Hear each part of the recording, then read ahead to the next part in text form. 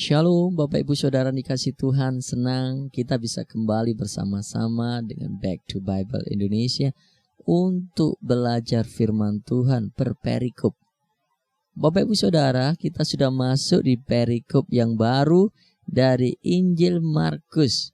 Saya berdoa Bapak Ibu Saudara terus membangkitkan gairah. Saya berdoa roh kita terus menyala-nyala untuk terus menggali firman Tuhan.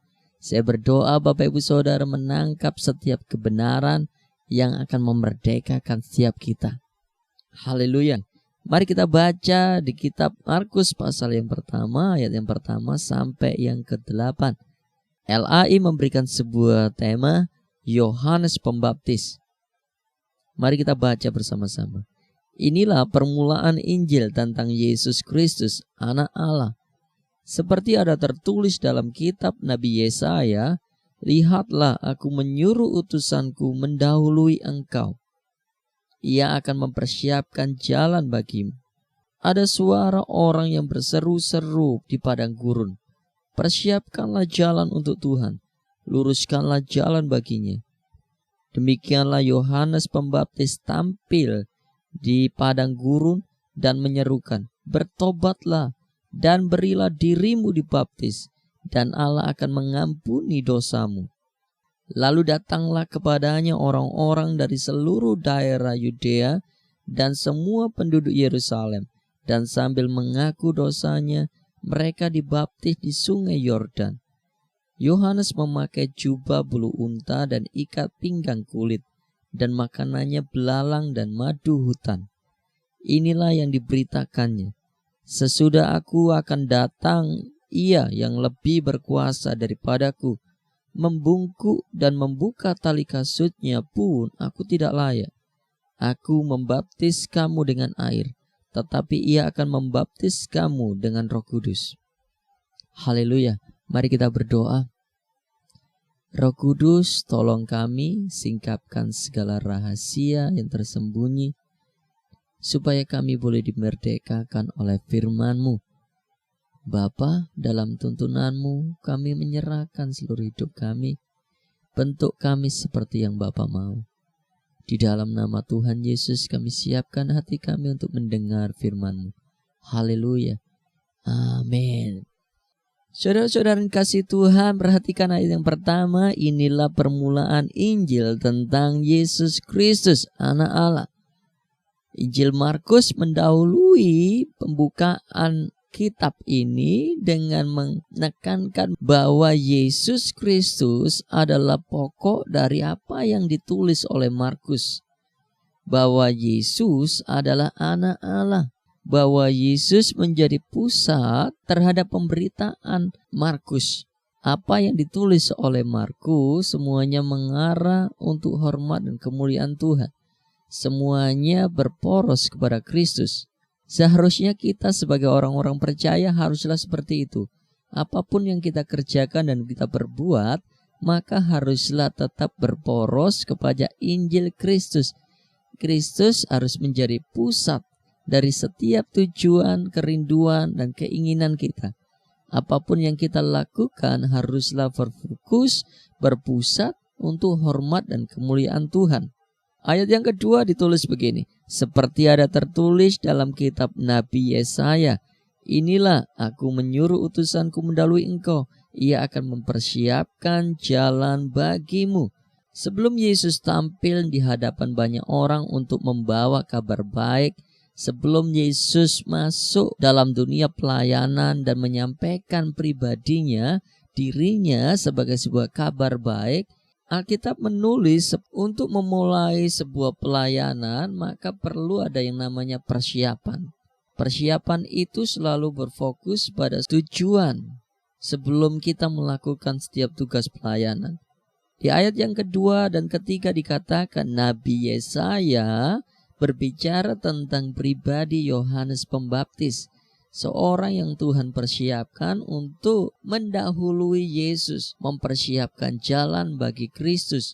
Sebelum Yesus mulai melakukan tugas pelayanannya, Yohanes Pembaptis meratakan setiap jalan-jalan yang berbatu, menimbun setiap lubang-lubang, Sehingga waktu Tuhan Yesus datang, orang-orang yang akan dilayani Tuhan Yesus membuka hatinya sehingga ia bisa menerima firman kebenaran Yesus Kristus, kabar baik yang Yesus bawa. Menerima Yesus Kristus sebagai kabar baik yang akan menyelamatkan mereka.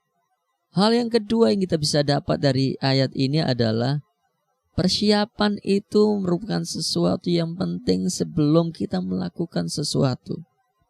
Jangan melakukan tugas pelayanan tanpa persiapan. Waktu kita tidak melakukan persiapan, sesungguhnya kita sudah gagal. Tanpa sebuah persiapan, kita sudah tahu bahwa akhir dari pelayanan kita adalah sebuah kegagalan. Oleh karena itu penting untuk mempersiapkan diri. Oleh karena itu sebelum kita belajar menggali firman Tuhan, saya mengajak Bapak Ibu Saudara untuk membuka hati, mempersiapkan hati kita supaya Injil itu bisa masuk. Kita tahu bahwa ada 4 keadaan hati, keadaan yang penuh batu, keadaan yang penuh semak duri, yang kering dan yang subur. Tanah ini perlu dipersiapkan supaya tanah ini bisa menjadi subur, sehingga setiap firman yang kita dengar akan berakar, bertumbuh, bahkan berbuah, sehingga kita bisa menjadi berkat. Oleh karena itu apapun yang perlu kita lakukan, perlu yang namanya persiapan. Jika Bapak Ibu Saudara hari-hari ini menerima sebuah kabar baik, janji, nubuatan akan apa yang akan terjadi atas hidup kita, maka lakukan persiapan supaya kita bisa menikmati apa yang Tuhan janjikan. Jika Bapak Ibu Saudara belum pernah mendengar tentang janji itu, maka baca firman-Nya. Temukan setiap janji yang Tuhan sampaikan atas hidup kita dan lakukan persiapan diri supaya kita bisa menikmati apa yang Tuhan janjikan. Kegagalan untuk mempersiapkan sesuatu akan membawa kita kepada perjalanan pelayanan yang sia-sia atau perjalanan kehidupan yang sia-sia. Sebab itu setiap kita haruslah mempersiapkannya dulu. Sama seperti apa yang dilakukan oleh Bapa di surga sebelum Tuhan Yesus menyatakan dirinya sebagai Tuhan dan Juru Selamat, maka ia perlu mengutus seorang nabi yang sudah jauh-jauh dipersiapkan Tuhan. Namanya adalah Yohanes Pembaptis, untuk menggugah setiap hati orang-orang yang dilayaninya. Ayat yang ketiga berkata, ada suara orang yang berseru-seru di padang gurun, persiapkanlah jalan untuk Tuhan, luruskanlah jalan baginya.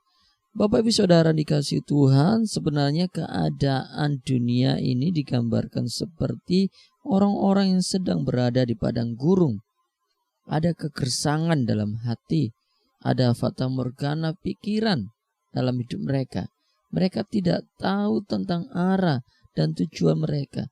Mereka ada di dalam kebimbangan dan ketidakpastian. Ada tantangan, ada gejolak, ada tekanan. Karena mereka sedang berada dalam padang gurun. Karena itu orang-orang seperti ini menanti-nantikan seorang yang mempersiapkan jalan. Orang yang memberitakan kabar baik. Orang yang membawa kabar baik kepadanya. Alkitab mencatat betapa disenanginya orang yang datang dan membawa kabar baik. Maukah saudara dan saya hari ini membawa kabar baik itu buat mereka? Untuk membebaskan mereka dari segala ketekanan mereka, untuk membebaskan pikiran mereka dari segala pengaruh dunia ini, untuk mengarahkan mereka kepada jalan-jalan yang benar. Itu tugas saudara dan saya, sebab saudara dan saya dipanggil, ditetapkan, dipilih, diperlengkapi untuk memberitakan kabar baik itu. Ayat yang keempat dikatakan, demikianlah Yohanes Pembaptis tampil di padang gurun dan menyerukan, bertobatlah dan berilah dirimu dibaptis dan Allah akan mengampuni dosamu. Mungkin saudara berpikir bahwa Yohanes Pembaptis adalah seorang yang istimewa yang dipersiapkan Tuhan, dan kita bukan. Dari ayat ini sebenarnya Tuhan juga mengutus setiap kita untuk bisa mempersiapkan hati kita, supaya secara pribadi Tuhan bisa masuk atas hidup kita dan menguasai hidup kita. Tuhan juga utus kita untuk kita bisa mempersiapkan orang-orang yang akan menerima firman, baik itu yang akan kita sampaikan ataupun yang akan orang lain sampaikan. Setiap kita memiliki peranan yang berbeda-beda. Apapun kepercayaan, talenta, dan karunia yang Bapak Ibu punyai yang datang daripada Tuhan, tugas saudara dan saya adalah mempersiapkan setiap hati untuk menerima firman. Mungkin firman itu tidak datang dari hidup saya atau dari Bapak Ibu, dari orang lain, dari pendeta lain, dari jemaat biasa, dari rekan-rekan pelayanan. Namun tugas kita adalah mempersiapkan. Tuhan yang akan memberikan pertumbuhan buat mereka. Tugas kita adalah menyerukan supaya orang-orang lain bertobat dan membawa mereka menerima Yesus sebagai Tuhan dan Juru Selamat. Membuka hati mereka supaya mereka beroleh pengampunan daripada Tuhan dengan menerima Yesus Kristus sebagai Tuhan dan Juru Selamat. Dan ayat yang kelima dikatakan, lalu datanglah kepadanya orang-orang dari seluruh daerah Yudea dan semua penduduk Yerusalem, dan sambil mengaku dosanya mereka dibaptis di sungai Yordan. Bagian kita adalah membawa orang lain kepada Kristus. Tuhan yang akan memberikan pertumbuhan. Sama seperti Yohanes Pembaptis hanya membaptis orang-orang dengan air, tetapi yang jauh lebih daripada Yohanes, yaitu Yesus Kristus. Tugas saudara dan saya adalah mempersiapkan setiap orang untuk bisa menerima Injil Kristus dengan setiap Injil yang Tuhan taruh atas hidup kita. Ayat yang ke-6 dikatakan Yohanes memakai jubah bulu unta dan ikat pinggang kulit, dan makanannya belalang dan madu hutan. Bagaimana cara kita mempersiapkan diri kita supaya supaya firman itu bisa tertanam dalam hati kita, dalam pribadi kita? Yohanes Pembaptis merupakan sebuah contoh yang baik buat kita, karena hidupnya memperlihatkan penyangkalan diri yang begitu dalam, pemadaman sifat daging, kebencian yang kudus, dan penolakan terhadap keduniawian yang benar-benar bisa disebut sebagai permulaan Injil. Ia tidak memakai pakaian kebesaran. Ia tidak memakai ikat pinggang dari emas. Makanannya juga makan makanan yang lesat. Yang bisa kita dapat dari ayat ini adalah semakin kita tidak terikat pada kesenangan lahiriah dan hidup kita secara duniawi, maka semakin kita bisa Tuhan pakai untuk mempersiapkan diri bagi Yesus Kristus. Ayat yang ke-7 dikatakan begini, inilah yang diberitakannya, sesudah aku akan datang ia yang lebih berkuasa daripada aku, membungkuk dan membuka tali kasutnya pun aku tidak layak. Yohanes Pembaptis adalah seorang nabi yang besar, yang terpandang, yang diurapi Tuhan. Alkitab mencatat tidak ada nabi yang lebih besar daripada Yohanes Pembaptis.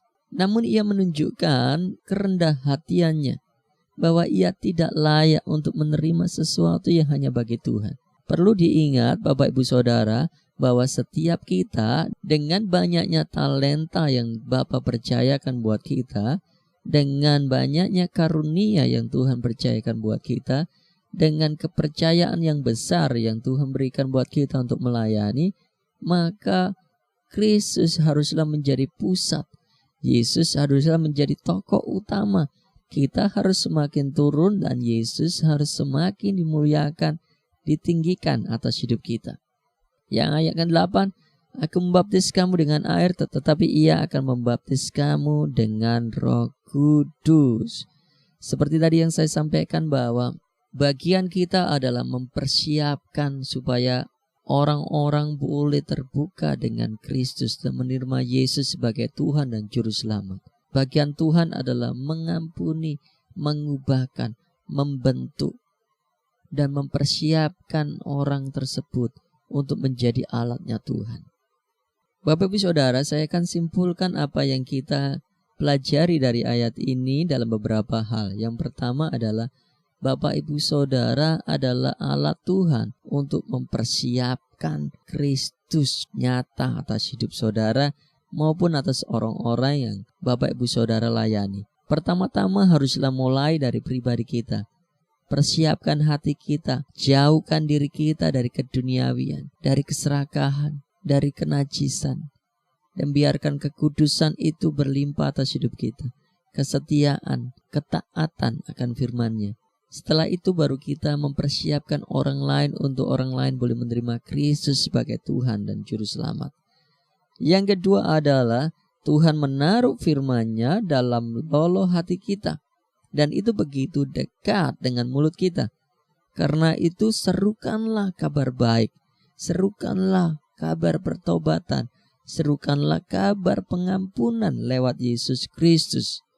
Bagi orang-orang yang Bapak Ibu Saudara kasih, Tuhan akan mempertemukan saudara dengan orang-orang yang akan menerima Kristus dengan segenap hati mereka. Pada saat itu saya berdoa Tuhan akan memberikan roh keberanian buat saudara untuk membuka mulut, untuk menceritakan kabar baik dan pengampunan itu. Yang ketiga adalah padang gurun menggambarkan sebuah tanah yang gersang. Tidak ada air kehidupan di situ. Ada banyak tantangan dan fatamorgana pikiran. Dan orang-orang yang hidup dalam padang gurun ini memerlukan kabar baik. Tahukah saudara, Alkitab mencatat betapa disenanginya, dirindukannya orang yang membawa kabar baik. Orang-orang yang sedang berada dalam kesesakan, keterpurukan, tantangan, himpitan, ketertekanan. Mereka sedang membutuhkan kabar baik yang Bapa sudah taruh atas hidup saudara. Begitu dekat dalam mulut kita. Tugas kita dalam menyerukan dan menyerukan. Haleluya. Saya berdoa apa yang kita pelajari hari ini boleh memberkati setiap kita. Dalam setiap keterbatasan saya untuk menyampaikan ini, saya berdoa Roh Kudus mengajar kita secara pribadi tentang apa yang Tuhan mau, supaya setiap kita boleh mempersiapkan diri kita dan mempersiapkan orang lain untuk bisa menerima Yesus dan mengalami Kristus secara pribadi. Mari kita berdoa. Bapa, kami bersyukur, terima kasih bahwa kejadian kami dahsyat dan luar biasa. Engkau pilih dan tetapkan kami Tuhan dan menaruh kami firman-Mu dalam mulut kami dan Kau tanam dalam loloh hati kami. Beri kami keberanian untuk kami boleh menyuarakan kebenaran Tuhan, bahwa Engkau Tuhan satu-satunya Tuhan dan Juru Selamat. Bahwa kami Tuhan bertemu dengan orang-orang yang membutuhkan dan memerlukan Engkau. Tuntun lidah kami Tuhan untuk menyampaikan firman-Mu. Di dalam nama Tuhan Yesus Kristus, segala pujian hormat hanya bagi-Mu ya Tuhan. Sebab kami hanya alat-Mu. Di dalam nama Yesus Kristus. Haleluya. Amin. Tuhan Yesus memberkati. Sampai jumpa di hari Senin ke depan dalam pembelajaran Alkitab kita di perikop selanjutnya.